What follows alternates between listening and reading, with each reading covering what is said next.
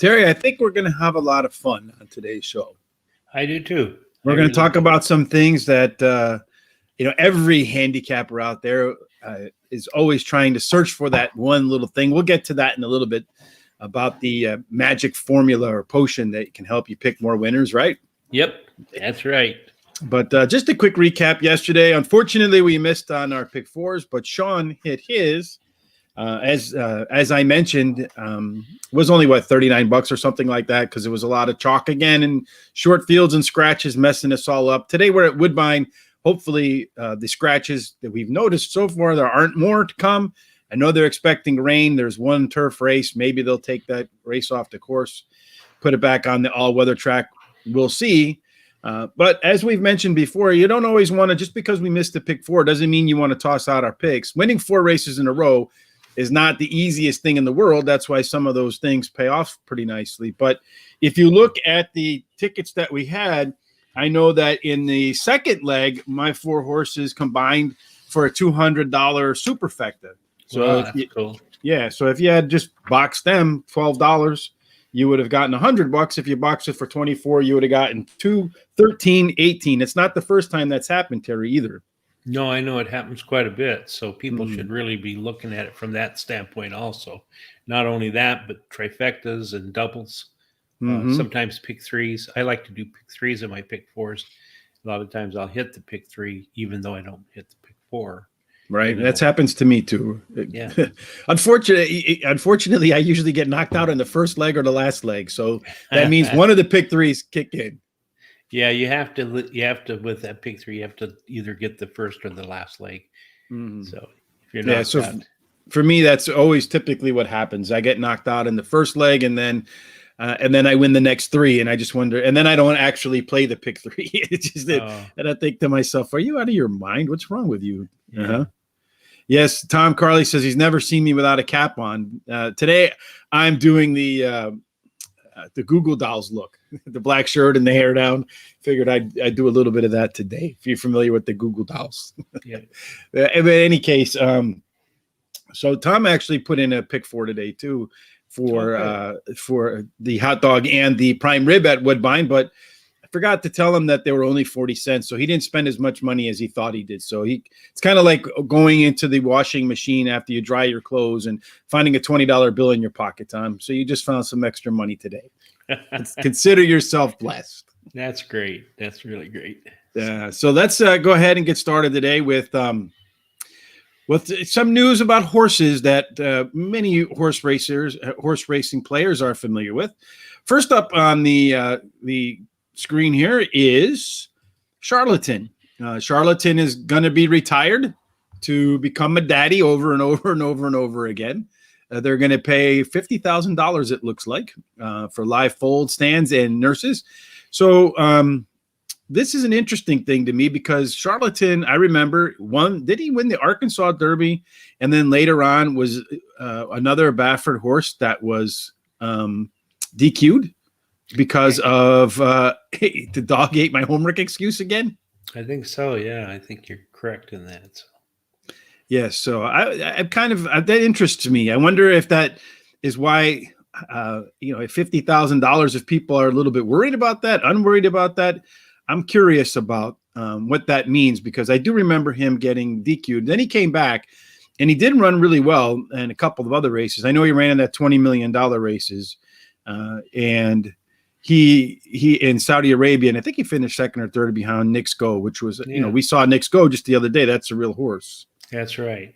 And they retire these horses after 4 or 5 races like this. I know they do it because of the money, but for me, I'd like to see him run their 4-year-old and 5-year-old campaigns.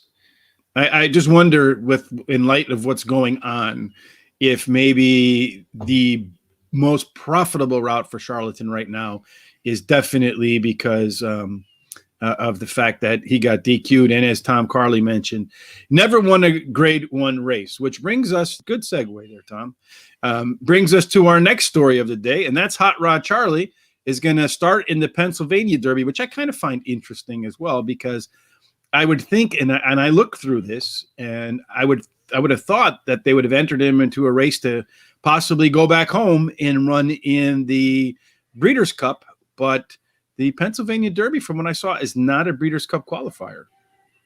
No, I don't think it is. So it's kind of odd that they're doing that.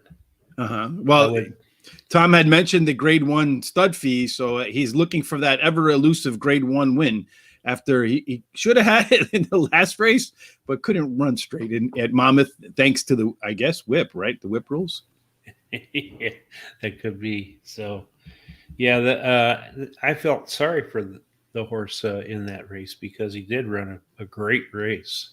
Mm-hmm. Just unfortunate that it happened and the jockey fell off of the other horse, and it's nice that at least he didn't get hurt. So, or the horse, or the jockeys even, right? I've read, unfortunately, in the last couple of weeks, jockeys who've had some complications from falls that unfortunately didn't survive them, which is sad. Yeah, it is very sad. So. Yeah, we saw today too a horse, Owendale. Also, I don't like bringing that kind of news up, but Owendale died from colic, or I guess they had to put him down because there was too much pain for the horse, which makes me sad. I don't really like bringing up sad news. I get enough of that on the regular TV. No need to bring some here too, and I'm sure horse players all around the world will read about that. Let's talk about the magical mystery.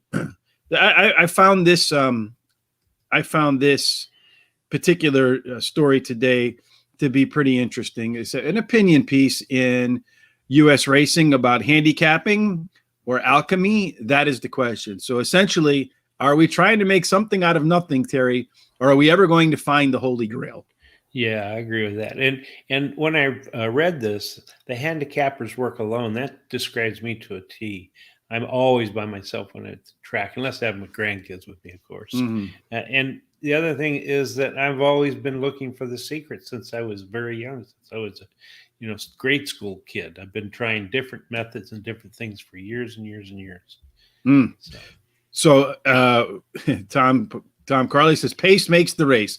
I agree, pace does make the race, but you don't always get the pace that you're looking for, right? That's the part that makes it a little bit difficult for me. Well, let me ask you, Terry, before I go into my spiel here. What is your favorite?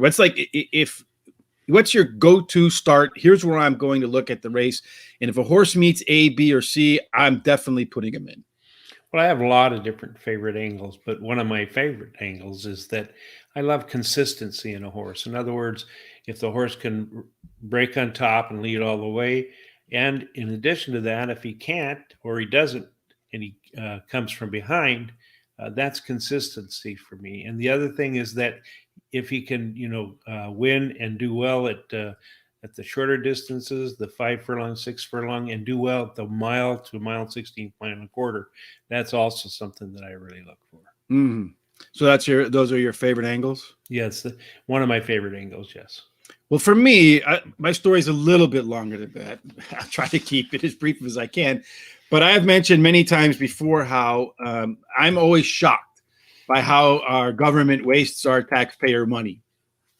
So I try to put that waste to good use sometimes. And one of the ways I think they waste our money is they give grants to like universities. And it's one thing if they're studying like medical breakthroughs or, I don't know, some type of thing that benefits society as a whole if they're using the whole's money, right? I think that's I hope that's the reason they take our money and spend it. But there's a great site. It's called SSRN, I think .com or maybe .org. It's a archive of all sorts of academic research. It's free. You just got to put your name in there and create a password, that sort of stuff. So on a whim, I searched in their repository for horse racing, and I found a study, I think from a guy from Stanford, a PhD, got a grant to study horse racing. And he studied tens of thousands of races, and he found 7 data points. And those 7 data points out of thousands were the most predictive. So that's one of my accountant Excel sheets that I've created that helps me. They at least identify the horses that should rank out as the top. And then from them, I start to look for what are my favorite handicapping angles. And for me, I like to look at a horse's time. So I want to see how the horse is running this race relative to the last time he run at a similar distance, and then relative to the other horses in the field. and see if there's improvement there. And then on top of that, the next level, I like to look at a horse's cycles. So does he run fresh off the bench, or does he need one? Does he tend to go up and then like first start runs good, second start takes a little dip, third start goes back up? Is the fourth start usually the best start of the cycle? So I try to get an idea of a horse's patterns. And then if I see that the horse's times are improving and it agrees with his typical pattern, then I'll think this is a horse that I got to put in there. And a lot of times I catch that horse, and you can get a price for that, because if it's coming off of a weaker race, so to speak, usually what will happen is you'll see better fractions early and then a fade, and then the horse will, finish fifth or something like that, and you'll see the speed number come down. And a lot of bettors turn away from that horse. But if you look at the cycle and you see, well, that's a pattern that he's done before, and then in the next start, he comes out and wins, you can catch prices. So that's one of my favorite ways of looking at horses. So why don't you share with us your favorite ways of looking at horses on Facebook at Racing Radar, or on Twitter at Racing Radar? Just share them with us. It's a community. By putting all of our thoughts out there and things that work and maybe things that never work, that probably works too. That way we can collectively maybe find our own alchemy and turn something into nothing into something, and we can find the Holy Grail. Yeah, sounds great. Let's do that. Let's do it. All right, Terry. Well, you've been definitely the alchemy in terms of your best bets of the day. So let's look at your best bet for today. It's at Woodbine, I'm sure. Yes, there it is. Yeah. Race number 3, which is going to probably be in a little bit. So you better hustle over to your account and get ready to fire off Terry's pick, because I think you hit again yesterday, right? I did. All 3 of my horses ended in the money, and actually hit the trifecta. It wasn't as large. It was as the day before. It was $9.75. But if you boxed all 3 of them for 50 cents, that's a 200% profit margin. My first pick ran second, my second pick ran first, and my third pick ran third. So I had the exacta 2. Mm-hmm. And so for today, I like the number 7 in the third race, Blind Trust. Likes the track, finishing 80% of the time in the money, winning 40% of those races. And he has the highest average money won per race of all the entries. And then I like number 4, Captain Hampson. Has a high percent trainer, drops in class today, and has the fastest all-weather speed among today's starters. Mm-hmm. And then number 1, YOLO, has won 1 out of 2 races this year, has a hot jockey in the last 7 days. Out of 24 mounts, he's won 6. He's ran second 3 times and third twice. And he has a really sharp workout, 3 furlongs on August 7th at Woodbine, 3 furlongs, 36 breezing. So that's pretty good. That's pretty good. So you only live once, only needs to win once today for Terry, and the other ones fall right behind it for us to have another good day with Terry's best bets. He's been rolling on that, so hopefully that continues today.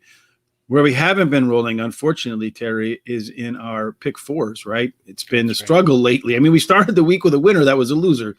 So the last time we started a week with a winner that was a loser, we ended the week, I think, with us hitting 3 out of 4, and that was a $500 50 one that day. So let's see if history can repeat. We're going to go back to Woodbine today, and these are 40 cent instead of 50 cents, because in Woodbine they do increments of 20 cents. So oddly, you can do 20, 40, but you can't do 50, I don't think. I never tried, so maybe you can, and I'm wrong, which would be the first time in my life. But we've priced them out at 40 cents. So here we go. Terry, start us off with your colorful pick 4 ticket. A lot of crossover for you and I today, but also a couple places where we don't agree. Yeah. And so in the first leg, which is the 4th race, I like the 1 Modus Operandi. Won her last race and now returning to the same distance and the same race conditions. She has one of the best all-weather speeds among today's starters. And then I like number 2, Big Mamba. She has Kobe Bryant. Mm-hmm. R.I.P., my man. That's right. She has a high percentage trainer and switches to a high percentage jockey. She likes the distance, finishing 83% of the time in the money, and the track she finished 50% of the time in the money. Then I like number 6, Westlog Intrigue. She has the highest speed figure at today's distance, so that should not be a problem. She the distance. I mean, she has 4 wins at Woodbine during her career. And then number 4, Sprague. She likes the distance, finishing 100% of the time in the money, winning 50% of the races during her career. And during her career, she has finished 70% of the time in the money, winning 30% of those races. Then the second leg, I like in the 5th race, I like the number 3 and the number 4. Number 4, Moon over Montana, my first pick, has finished in the money in the last 6 races, winning 3 of those races. He has the best all-weather speed among today's starters. And then number 3, Brass Compass. He dropped in class today after finishing 3rd versus Tougher in his last race. And he's has the highest speed figure at today's distance, and a jockey that has done well in the last 7 days.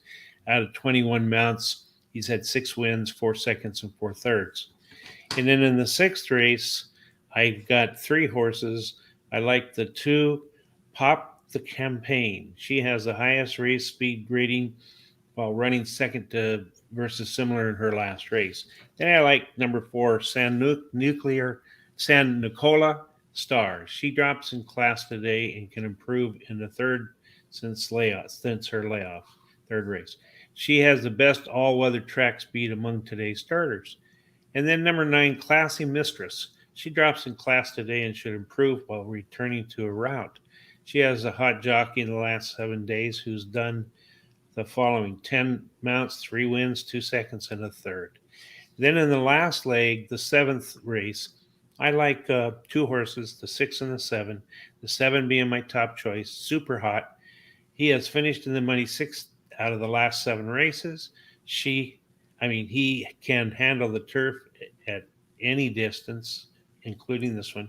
And he has a sharp workout on August 4th at Woodbine. 3 furlongs, 36-1 breezing. That was the 3rd best out of 16 workouts. Number 6, 4 Aces High. He has the highest last race speed rating and ran 2nd versus similar in his last race. He has a hot jockey in the last 7 days, 24 mounts, 6 wins, 3 seconds, and 2 thirds. So my hot dog is the first leg 1, 2, 4, 6, second leg 3, 4, third leg 2, 4, 9, fourth leg 6, 7, and that ticket costs $19.20. Perfect. Well, for me, I started the first leg with the inside 4 horses, 1, 2, 3, 4. Made it pretty easy for myself. Modus Operandus, the 1 horse, tied for the top last race speed figure. Run at the distance 5 times, a pair of wins and a pair of thirds.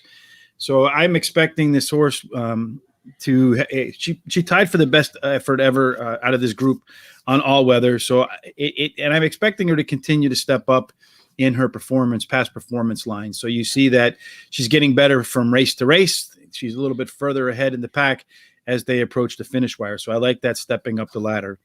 Number 3, Big Mamba is the top jockey and trainer combo. I'm expecting a good effort in the 3rd off a layoff, which is a 28% winner for trainer Donald McRae. The horse won last time out in the 3rd race of a 3-race cycle. So there goes about my favorite handicapping angle again, or one of them, or part of them, a horse that is, within a cycle where it's done well. Number 3, Line of Vision. This is a horse that Terry and I differ on. This horse has won 4 of 12 at Woodbine, paying $209,000. So it's what I term an all or nothing type horse. But that $209,000 came in 12 races. The one is the only horse in the field that's won more money at Woodbine, but did it in 44 races and not a whole lot more money. Number 8, Rince Tapia. I think that's probably how I pronounce it, but I am the official pronunciator of Horse Racing Radar, so that is how it is pronounced. Top last race speed figure, 3rd off a layoff. I expect that you'll see the horse perhaps improve on that, although its 3 race cycles aren't as clean as the other horse in the field. Race number 5, I like the 2, 3, and 4. The 3 is my top pick. Brass Compass, top last race speed figure, dropping in class. That's a combination I like too. Again, though, you have an all or nothing horse in here. Ran 5 times at the distance, came home to the winner's circle 3 of those times, nothing else afterwards. And I'm expecting the horse to improve in its 2nd start off a layoff. Moon over Miami is my second choice. won 2 in a row at Woodbine. He's four starts, 2 wins, 2 seconds, so always in the mix. And I expect another horse that should be at or near peak form in its third start off a layoff. Number 2 is my long shot in here. That's Pink Lemonade.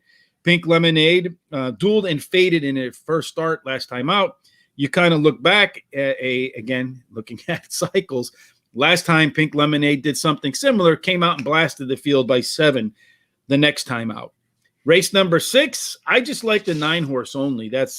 And I know this is a crazy race to probably do it in because they're all maidens, but Classy Mistress, when I ran through my times, was at least, I'm going to say 2-3 lengths. If she runs her race and everybody else runs their race, she's at least 2-3, maybe 5 lengths ahead of the next closest horse in the field and taking a small drop.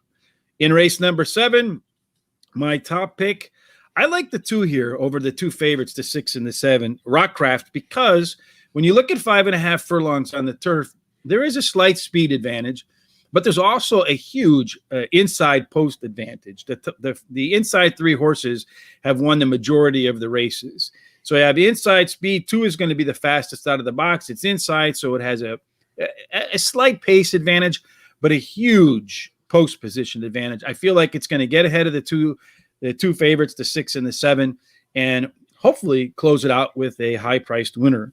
So when I look at the 6 and the 7, they're both basically co-favorites. To me, I think that it looks to me like the 4 Aces High should get out in front of the number 6 Super Hot, who is the favorite. Both are making third off a layoff. Both do grade out higher than the other horses in the field quite considerably. So I think Terry's probably right taking them and putting them by themselves.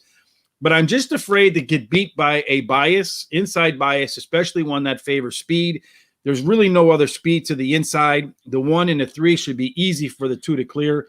And if he can get off to the front without much of a pressure, Rockcraft, I think, could steal this race. So that's why I put him in there. So again, race 4, 1, 2, 3, 4, race 5, 2, 3, 4, race 6 to 9, race 7, 2, 6, 7. Terry, you sound like you were going to tell me why I'm wrong. No, in the race 4, I think you said the 4 is your 4th pick, but you actually said 8 during your talk. So I'm sorry. I think I went through. Okay, the 4 horse. Yes, Sporo. You're right. The 8th is in my next one. It's because of scratches. I got everything upside down and backwards. So Sporo is a horse that it's my long shot in this race too, because I did say the early 4, right? Yes. I think that a horse, looking at it, it probably gets smashed because its speed numbers are considerably lower than the rest of the field. But trainer Marianne Baumgartner, she sent out 9 horses for second starts so far this year and came home first with 4 of them. So I don't want to see I hate when I look back and I miss something like that, a trainer who's hot at a specific angle. And that kind of happened to me the other day with a horse that I feel like I missed. So I didn't want to miss one today that can kind of do the same thing. And then we also have Tom Carley. I love Carley. He has a hot dog pick 4. So it is in race number 4. He likes the 2 and the 6. In race number 5, he likes the 3 and the 4 and the 7. But I think the 7 might be scratched there. Race number 6, the 2, the 8, and the 9.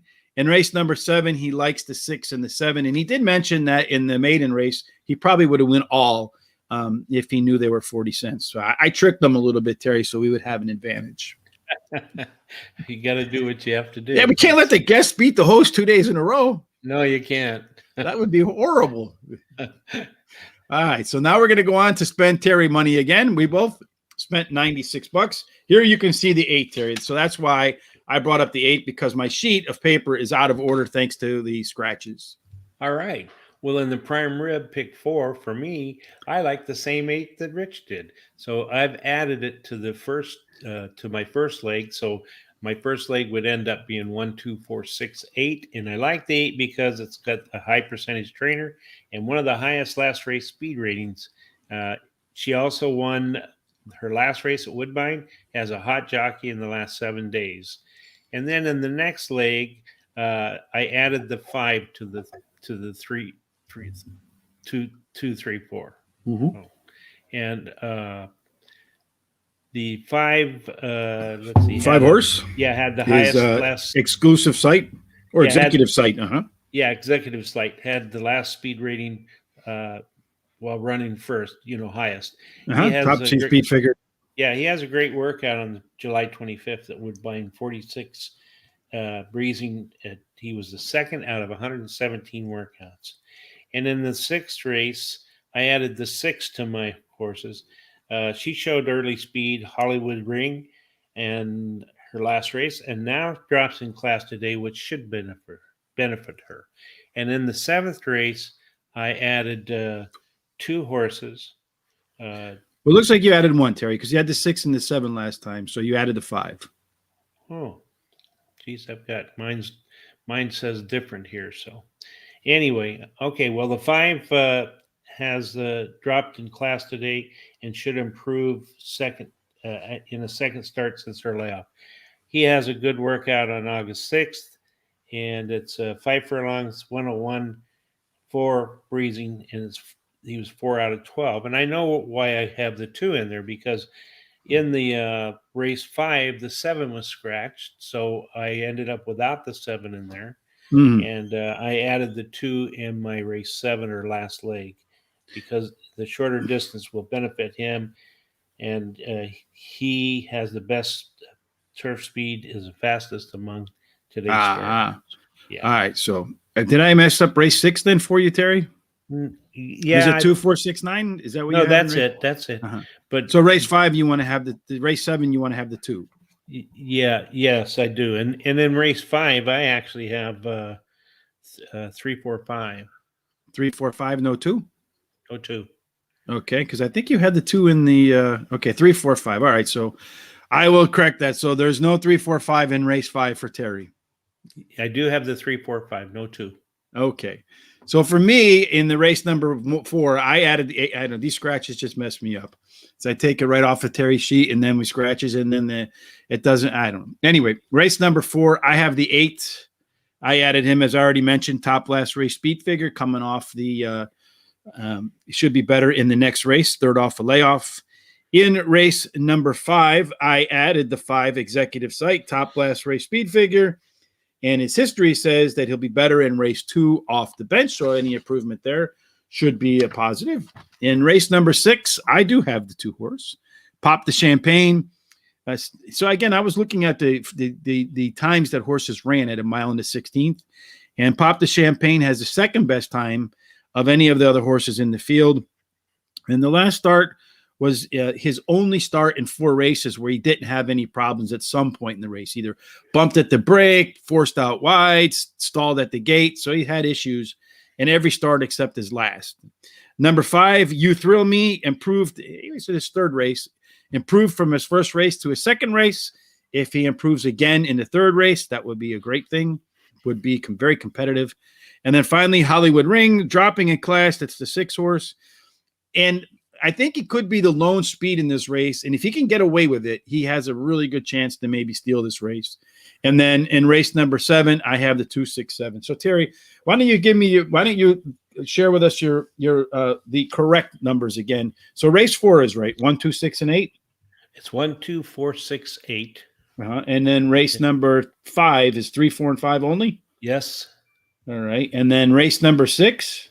2, 4, 6, 9. 2, 4, 6, 9. And then race number 7. 2, 5, 6, 7. 2, 5, 6, and 7. Okay, so we'll get that corrected and posted up on the website. So when you head over to horseracingradar.com for the recap of today's show, you'll see that in there. And then we have Carly's pick 4 as well for the prime rib. And I think I got it right. And that's race 4, the 1, 2, 6, and 7. Race 5, the 3, 4, and 7. Race 6, the 2, the 5, the 6, the 8, and the 9. That's probably every horse in the field. And then race 7, the 2, 6, and 7. And that price is out at 40 cents to $72. And again, if you want to share your pick 4s with Terry and I, hopefully I'll get them right. Apparently, I'm struggling a little bit with the Excel sheets, getting the numbers in there correctly. I think I'm taking them right off of the sheet, but I'm an old guy, so sometimes I make mistakes, Terry. But it'll be corrected, so make sure you head on over to Horse Racing Radar. A lot of good stories over there. The contests start tomorrow. I think tomorrow's Friday the 13th. It's going to be at Arlington Park. This weekend's their last big weekend of racing before the park closed down. So Terry, Tom, myself, and Sean, still working on a guest, will be tonight working on the last races. The last big races. We'll be celebrating the end of an era here in Illinois, Chicagoland, Arlington Park, with the last 3 big races at Arlington before they shut this track down. Then tomorrow, Tom and I will be back to do our internationally racing. I think we got some really strong races this weekend. The last couple weekends, we've been real hot, winning a lot of trifectas, exactas, putting some nice price tickets on top. Tom, I Love Carly, will join me tomorrow morning at 9 a.m. Central, 10 a.m. Eastern for a new program where we're going to highlight the races for Breeder Cup Win and You're In and Kentucky Derby qualifiers. So we'll break down the race history. We'll break down a profile of a winner, what the winner looks like at the current meet at the distance and surface. We'll do our pace projections, our late pace projections. We'll analyze every horse, and then we'll make our picks. Should be fun. And then, of course, on Saturday, we have a $100 contest at Thistledowns. I'll be doing that, handicapping live. Terry will likely join me. We had a really good time last week, hit a lot of nice winners. That was a lot of fun as well. Sunday was a day for rest. So we're Chick-fil-A around here. We don't work on Sundays. Except for the contest. Except for the contest. And I don't know where that one is. I think Pimlico, but I'm not 100% sure. Yeah. That one's $50 too. Anything else, Terry, you'd like to add before we get up and out of here and you get the day off tomorrow? Yeah, no, I'm looking forward to the day off tomorrow. But no, I have nothing else to add except for I'm really excited about the Arlington races on Saturday, and looks like really competitive races from what I can tell. So. Yeah, they used to be Arlington Million Day, but they don't have the Arlington Million anymore. But I think they still have the Beverly Deal, which I think is the biggest race. I would like to get out there, but unfortunately, I'll be on here talking about Thistledown. So that's the way it goes. Life is what life is. All righty, Terry, until we meet again on Monday. Well, we'll meet tonight at 9 o'clock, 9:30 Eastern time. Make sure you hit the subscribe button, hit the bell, so when we come live, you'll be notified. We'll see you then. Until then, everybody, I hope all your tickets are winners and that we will see you in the winner's circle. A little early with the mouse there.